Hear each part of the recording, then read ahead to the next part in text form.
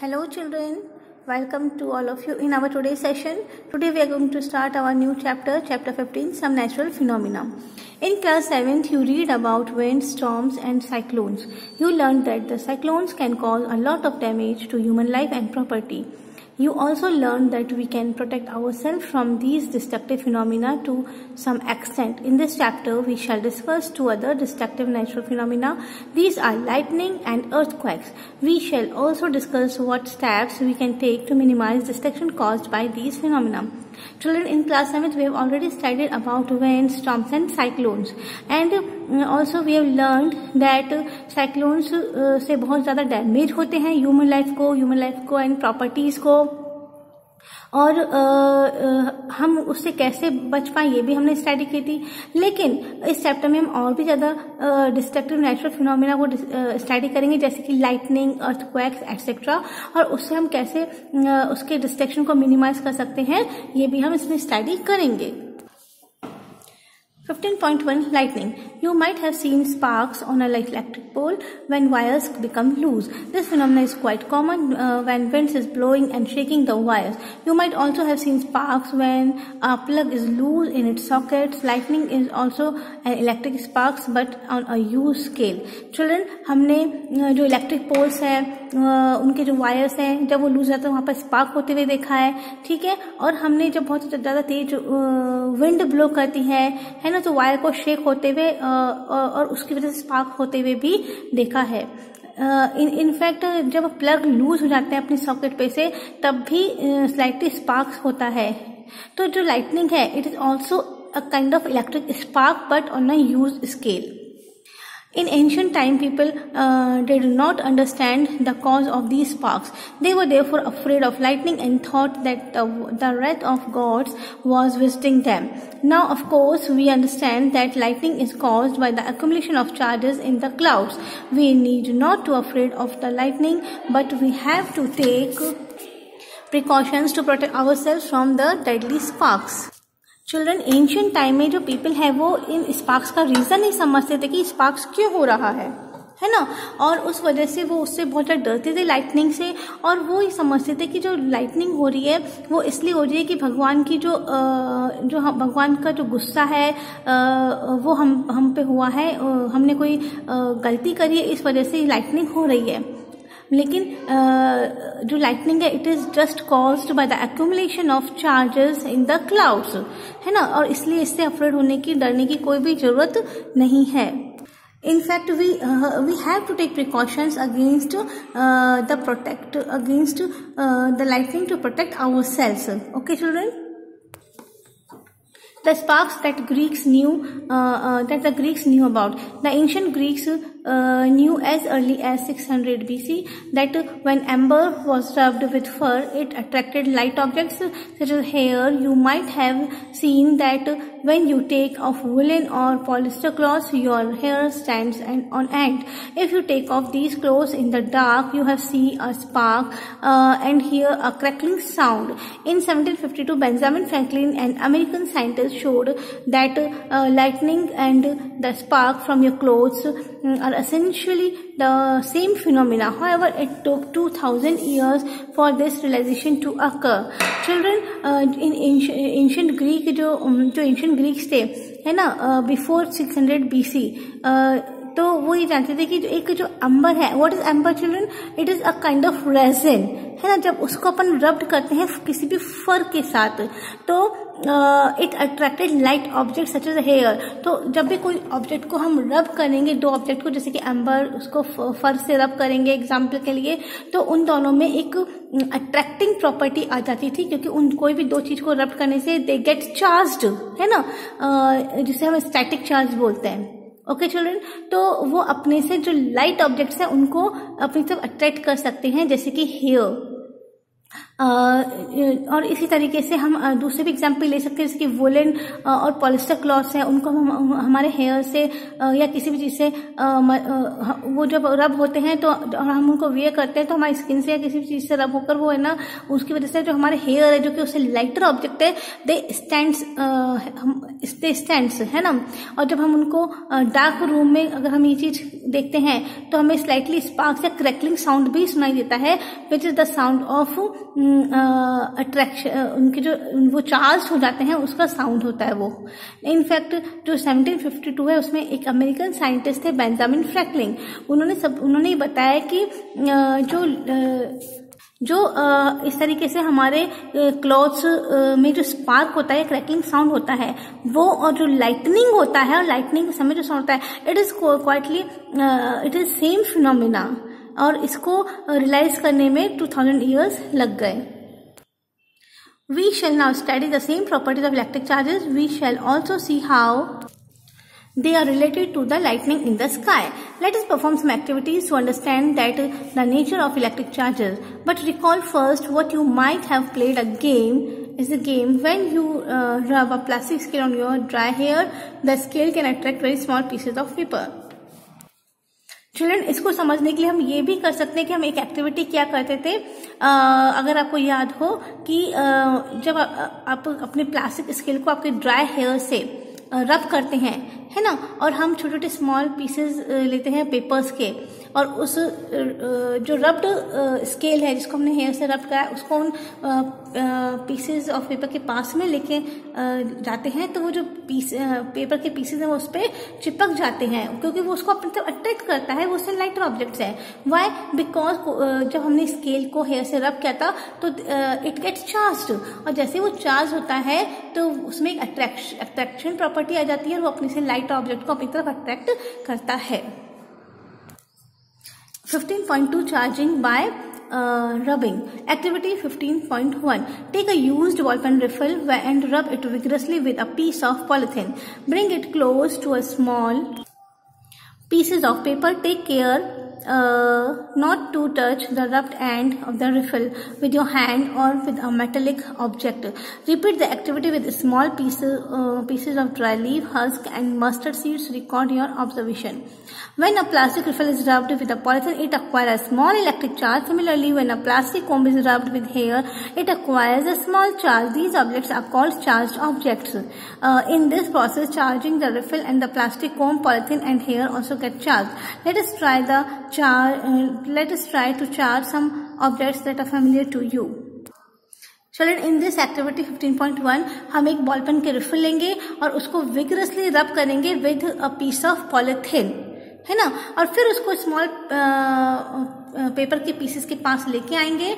बस ये ध्यान रखना है कि हमको जो रिफिल जो हमने चार्ज करी है रब करने के बाद उसको हमको टच नहीं करना है, उसके दोनों एंड्स को जो हमने रब्ड करा है उस एंड को हमें टच नहीं करना है, क्योंकि रब्ड करने के बाद इट गेट चार्ज्ड, है ना। सपोज करिए कि हमने इस स्केल को रब्ड करा है, ठीक है, किसी भी चीज, सपोज पेपर से रब कर रहे हैं हम इस तरीके से, या किसी भी क्लोथ से रब कर रहे हैं, तो उसके बाद रब करने के बाद इट गेट्स चार्ज्ड।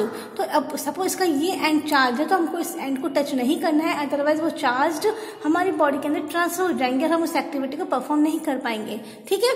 तो जैसे ही हम पीसेस ऑफ पेपर के पास इस चार्ज बॉल पेन रिफिल को लेके आते हैं तो ड्यू टू इलेक्ट्रिक चार्ज उसमें एक अट्रैक्टिंग प्रॉपर्टी आ जाती है और वो पीस ऑफ पेपर को अपनी तरफ अट्रैक्ट कर लेती है, अपने से लाइटर ऑब्जेक्ट को अपनी तरफ अट्रैक्ट कर लेती है। Clear children?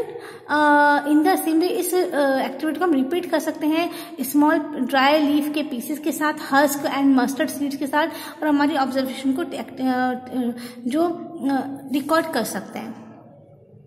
तो चिल्ड्रन, इस प्रकार जो हम प्लास्टिक कोम्ब, फॉर एग्जाम्पल एक प्लास्टिक कोम्ब है उसको हम हमारे ड्राई हेयर के साथ रब करेंगे तो it also acquire a small charge. So इस तरह के जो ऑब्जेक्ट हैं जो रब करने के बाद चार्ज अक्वायर कर लेते हैं, they are known as charged object. Okay children? 15.3 type of charges and their interaction. We will select some objects from table 15.1 for the next activity. लोग क्या चिल्ड्रन, टेबल 15.1 में हमने कुछ ऑब्जेक्ट्स लिए हैं, ठीक है, और उनको रब्ड करा है और उनको रब करने के लिए ये वाले मटेरियल यूज में लिए हैं। फॉर एग्जांपल रिफिल लिए, उसको पॉलिथीन या वुलन क्लॉथ से रब कर सकते हैं। बैलून को polythene, woollen cloth, dry hair से रब कर सकते हैं। इरेजर को we can rub by wool, steel spoon को पॉलिथीन, वुलन क्लॉथ से रब कर सकते हैं। और फिर हमको यहाँ पर ये फिल करना है कि वेदर दे अट्रैक्ट और does not attract the pieces of paper.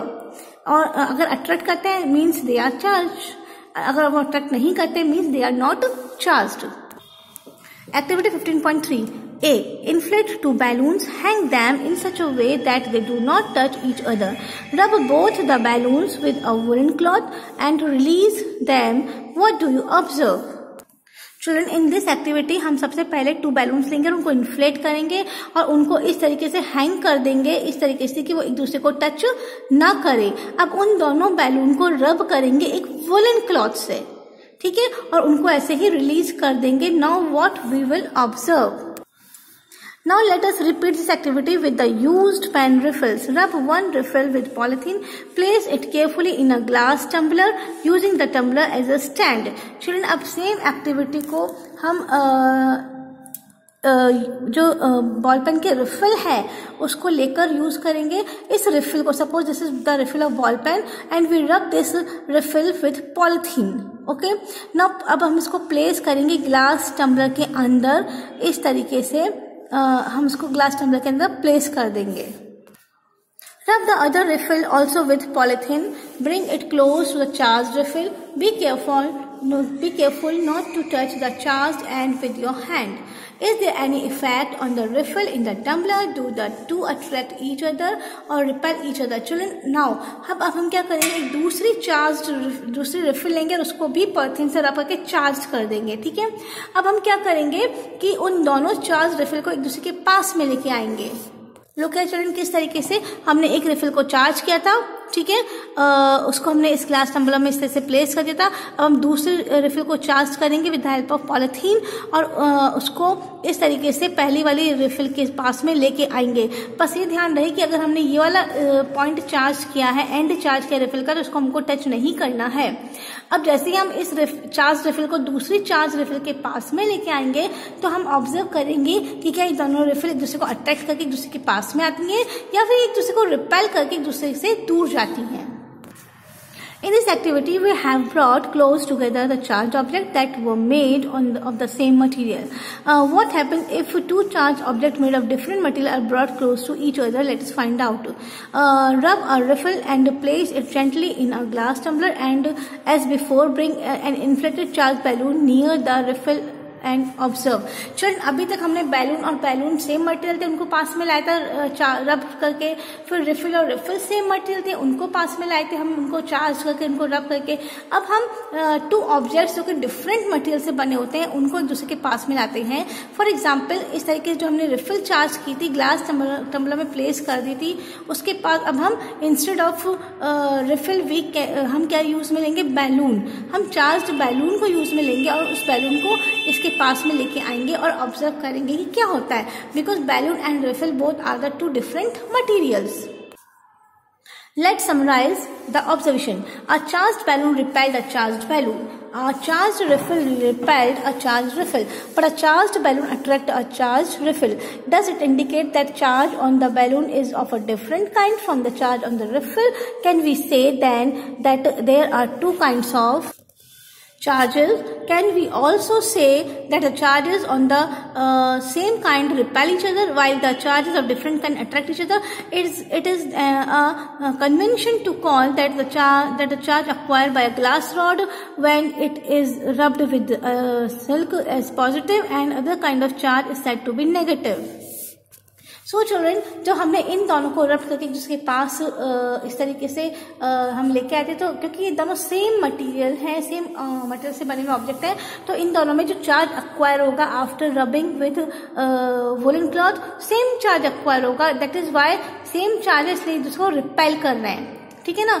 लेकिन अगर हम बात करते हैं यहाँ पर रिफिल की, तो यहाँ पर भी रिफिल थे वो चार्ज थी और यहाँ पर भी रिफिल थे वो चार्ज थी, दोनों को एक दूसरे के पास लाए बिकॉज दोनों सेम मटेरियल से बने हुए हैं और सेम चार्ज दोनों पे एक्वायर हुआ है। दैट इज वाई एक दूसरे को रिपेल करेंगे। But in case of this, इसमें जो बैलून है और रिफिल है, दोनों अलग अलग ऑब्जेक्ट्स हैं, तो इन दोनों पे अलग अलग चार्ज अक्वायर हुआ है.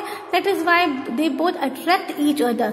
सो in this way we can say कि there are two types of charges, है ना, positive charge as well as negative charge. अगर पॉजिटिव या नेगेटिव सिमिलर चार्ज एक दूसरे कॉन्टेक्ट में आएंगे तो obviously they repel each other. But अगर पॉजिटिव और नेगेटिव अपोजिट जो चार्जेस हैं वो एक दूसरे के कॉन्टेक्ट में आएंगे तो they attract each other. In the same way children, जो ग्लास रॉड है ना, उसको अगर हम सिल्क के साथ रब्ड करेंगे विग्रसली तो इट विल अक्वायर, यानी कि glass rod will acquire positive charge. ठीक है. और जो दूसरा काइंड का चार्ज है वो है negative charge. It is observe that when a charged glass rod is brought near a charge plastic straw rubbed with polythene there is attraction between the two. Children, ये ऑब्जर्व किया गया है कि जब एक चार्ज्ड ग्लास रॉड एक charged plastic straw के साथ कांटेक्ट में आती है तो ग्लास रॉड को तो हमने रब करा सिल्क के साथ और प्लास्टिक स्ट्रॉ को रब करा पॉलिथीन के साथ, और दोनों डिफरेंट मटेरियल है और दोनों पास आने पे एक दूसरे को अट्रैक्ट कर रहे हैं. इट मीन्स उन दोनों पे देयर आर डिफरेंट चार्जेस. एक पे पॉजिटिव चार्ज हो जाएगा तो एक पे नेगेटिव चार्ज हो जाएगा. What do you think would be the kind of charges on the plastic straw? Your gas. The plastic straw would carry a negative charge is correct. Children, obviously अगर glass rod में positive charge है तो plastic straw पे उससे just opposite यानी कि negative charge होगा. The electrical charges generated by rubbing are static. They do not move by themselves when charge move. They constitute an electric current. You have been reading about electric current since class 6. The current in a circuit which makes the bulb glow or the current that makes a wire hot is nothing but motion of charges. Children, जो electric charges है हमने देखा कि जो कोई भी दो object को रब करने के बाद जो इलेक्ट्रिक चार्जेस अक्वायर होते हैं they are static charge. Static charge क्यों कहते हैं चिल्ड्रन उसको? क्योंकि वो मूव नहीं करते, वो मोशन में नहीं होते, है ना. जैसे सपोज ये एक स्केल है, आयरन की स्केल है, अगर हमने इसको किसी चीज से रब करा तो रब करने पे इट अक्वायर चार्जेस और उन चार्ज को अपन कहेंगे स्टैटिक चार्ज. क्यों? क्योंकि वो चार्ज अभी मूव नहीं कर रहे, वो स्टैटिक है, रेस्ट में है, they are not in motion, है ना. लेकिन वहीं अगर हमने जो हमने क्लास 6 में या प्रीवियस लेसन में पढ़ा था कि इलेक्ट्रिक सर्किट में चार्ज फ्लो हो रहा है ना, तो जो चार्ज मोशन में होगा that is not static charge. ठीक है, उसको अपन करंट बोलेंगे क्योंकि वो मोशन है, चार्जेस मोशन में है, स्टैटिक उसमें नहीं है. तब हम बोलेंगे कि उसमें और उसी करंट से बल्ब ग्लो हो रहा है. 15.4 Transfer of charges. Activity 15.4. Take an empty jam bottle. Take a piece of cardboard slightly bigger than the size than the mouth of the bottle. Pierce a hole in it so that a metal paper clip can be inserted. Open out the paper clip as shown in figure. Cut 2 strips of aluminum foil. Hang them on the paper clip. Insert the paper clip in the cardboard lid so that it is perpendicular to it. Charge a riffle and touch it with the end of the paper clip. Observe what happens. Is there any effect on the foil strips? Do they repel each other or attract each other? Now touch other charged bodies with the end of the paper clip. Do foil strips behave in the same way in all cases? Can this apparatus be used to detect whether a body is charged or not? Can you explain why the foil strips repel each other? The aluminum foil strips receive the same charge from the charged riffle through the paper clip. The strips carrying similar charge repel each other and they become wide open. Such a device can be used to test whether an object is carrying charge or not. The device is known as electroscope. Thus we find that electrical charge can be transferred from a charged object to another through a metal conductor. Touch the end of the paper clip gently with the hand and you will find a change in the foil strips. They come back to their original state. Repeat charging of foil strips and touching the paper clip every time. You will find that the foil strips collapse as soon as you touch the paper clips with hand. Why does it happen? This reason is that the foil strips lose charges to the earth through your body. We say that the foil strips are discharged.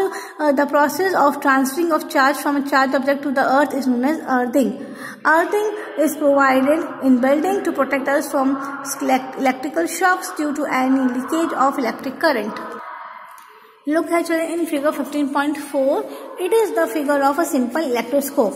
इस activity में हम एक simple electroscope form करेंगे. इसमें हम एक empty jam bottle लेंगे, ठीक है, जो कि ट्रांसपेरेंट है. क्लियर. अब उसमें हम एक कार्डबोर्ड का इस तरह से पीस लेंगे जिसका जो माउथ है वो इसके जो कार्डबोर्ड का पीस है वो इस बॉटल के माउथ से थोड़ा बिगर है जिससे कि वो इजीली उसको कवर कर सकता है. यहाँ पर हम एक होल करेंगे और उस होल के हम एक मेटेलिक इस तरीके से मेटेलिक वायर लेंगे और उसका दोनों एंड को इस तरीके से टर्न कर देंगे. ठीक है. अब हम क्या करेंगे, इस कार्डबोर्ड में होल करके इस मेटेलिक वायर को इसके अंदर इंसर्ट करके और इसको यहाँ पर इसका जो टर्न माउथ है, टर्न एंड है, उस पर दो मेटेलिक एल्यूमिनियम फॉइल कह सकते हैं हम, वो 2 स्ट्रिप्स ऑफ एल्यूमिनियम फॉइल लेंगे और उसको इस तरीके से यहाँ पर हैंग कर देंगे. ठीक है. और उसको इसके अंदर इस तरह से सेट करके इसका माउथ को कवर कर देंगे और ये हमारा एक सिंपल एपरेटस जो हमने खुद ने बनाया है सिंपल इलेक्ट्रोस्कोप का तैयार हो गया. Okay children. अब हम ये जो सिंपल इलेक्ट्रोस्कोप है इसका क्या यूज है, it is use to test कि कोई भी जो ऑब्जेक्ट है वो चार्ज है या चार्ज नहीं है. सपोज ये मेटेलिक रॉड है तो ये चार्ज है या नहीं है, ये हम फाइंड करेंगे इस सिंपल इलेक्ट्रोस्कोप की हेल्प से. कैसे, सपोज करिए इसको हम किसी चीज से रब करके और हम इसके पास में लेके आते हैं, इसको टच करते हैं. जब मैं इसको रब करूंगी किसी वोलन क्लॉथ से या किसी भी चीज से तो it acquire charge, static charge पे अक्वायर हो जाएगा. ठीक है चिल्ड्रन. अब इसके बाद हम इसको इस चार्ज स्केल को इसके पास में लेके आएंगे, इसके पास में. तो जैसे ही हम इसके पास में लेके आएंगे वैसे इट गेट चार्ज और इसके बाद इसका जो चार्ज है वो इसके अंदर ट्रांसफर हो जाएगा और उसके बाद जैसे ही चार्ज अंदर ट्रांसफर होगा थ्रू मेटेलिक वायर तो जो एल्यूमिनियम की फॉइल की जो स्टेप्स है they also get acquire charge, क्योंकि इसे टच करे हुए तो जो चीज टच करे हुए रहेगी उसमें चार्ज ट्रांसफर हो जाएगा. ठीक है. अब जैसे इसमें चार्ज ट्रांसफर होगा वैसे ही, क्योंकि इसमें जो चार्ज है वो पूरा सपोज से पॉजिटिव चार्ज है ना, तो ये चार्ज यहाँ से जाता ट्रांसफर होता इन दोनों फॉइल पे आ जाएगा. तो इस पे भी पॉजिटिव चार्ज, इस पे भी positive charge, both acquire similar charge. और जैसे ही दोनों पे सिमिलर चार्ज आएगा उन दोनों में रिपेल होगा, वो एक दूसरे से दूर जाएंगे due to the same charges, है ना. And we know that same charge repel each other. तो ये शो करता है कि हाँ दिस बॉडी एक्वायर चार्ज, ये बॉडी चार्ज बॉडी है. ठीक है. अब हम क्या करेंगे कि अब हम अगर इसको, है ना, हमको मालूम पड़ गया कि जो बॉडी हम टच कर रहे हैं चाहे वो प्लास्टिक रिफिल हो, चाहे प्लास्टिक स्केल हो, चाहे बैलून हो, चाहे कोई प्लास्टिक कोम्ब हो, इट अक्वायर चार्ज. अब हम इसके जो ये वाला एंड है इसको हमारे हाथ से टच करेंगे. तो जैसे हम हमारे हाथ से वो टच करेंगे वैसे ही हम नोट करेंगे कि जो ये एक दूसरे को रिपेल करते एक दूसरे दूर थे एल्यूमिनियम की फॉइल, ये एक दूसरे के पास आ जाती हैं. क्यों? क्योंकि इसका जो चार्ज है वो पूरा वापस हमारे हाथ तो अनचार्ज है, जब हम उसको टच करेंगे तो हमारी बॉडी तो उस समय अनचार्ज है ना. तो ये इसके चार्ज है, जैसे हमारी बॉडी उसको टच करेगी इसके पूरे चार्ज हमारी जो अनचार्ज बॉडी है उसमें ट्रांसफर हो जाते हैं और जैसे ही उसमें ट्रांसफर होंगे वहां से हमारी बॉडी से वो चार्ज जाते अर्थ के अंदर ट्रांसफर हो जाएंगे. And this process is known as earthing. Clear children. तो इसीलिए दोनों एल्यूमिनियम की स्ट्रिप जो पहले एक दूसरे को रिपेल करे हुई थी, एक दूसरे से दूर थी, अब एक दूसरे के पास आ जाती है क्योंकि इस समय इसके सारे चार्ज हमारी बॉडी के अंदर ट्रांसफर हो जाते हैं. अब ये चार्ज नहीं है इसलिए दूसरे के पास नॉर्मल पोजीशन में आ जाती है. और इस तरीके से जो चार्ज जो ये जो मेटल के स्टेप्स है, जो मेटेलिक रॉड है, ये हमारी बॉडी के अंदर पूरे चार्ज ट्रांसफर कर देती है. इसको हम कहेंगे डिस्चार्ज, क्योंकि अपने पूरे चार्ज हमारी बॉडी के अंदर ट्रांसफर कर देती है ना. और the process of transferring of charge from a charge object to the earth is known as earthing.